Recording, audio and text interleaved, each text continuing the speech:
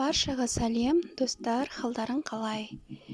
Достар, мен бүгін сіздерге овсяной хлопьядан, яғни сұлы ұнтағынан жасалатын өте дәмді, өте оңай котлеттің жасалу жолымен бөлісемін.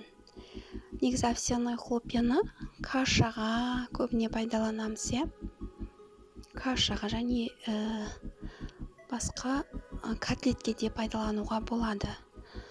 Осы котлеттің жасалу жолын осы видеода анық көре аласыздар.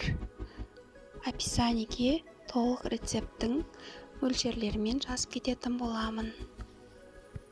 Тура еттің котлеті сияқты өте дәмді, өте тойымды болады. Міндетті түрде жасап көріңіздер осы рецепт бойынша.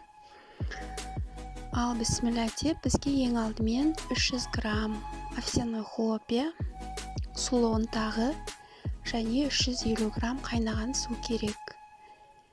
Ұнтағымыздың үстіне қайнаған суды құйып, қасықпен жақсылап араластырып, бетін жауып қойып қоямыз. Содан соң 2 пияз, 2 чеснок және 3 тал картошка тазалап, пиязды майдалап тураймыз, немесе мясорубкадан, немесе блендердан.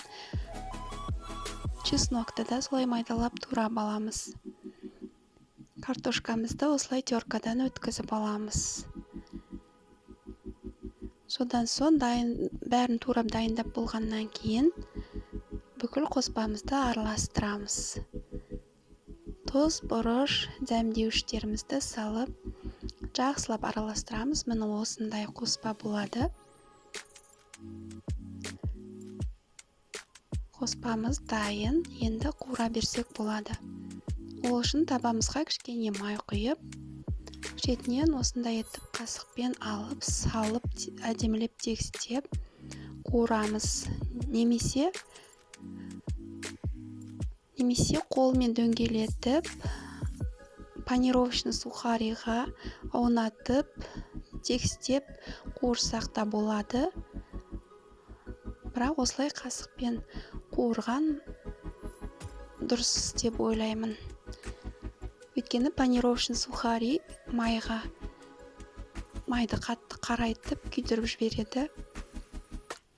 Осылай қуырсаңыз да өте әдемі шығады. Осындай етіп, табаның астын жай қойып қоямыз.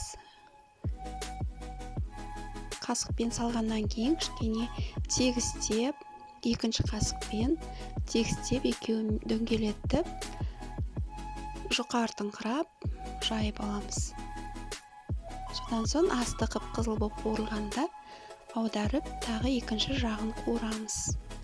Өте әдемі, өте дәмді, өте оңай.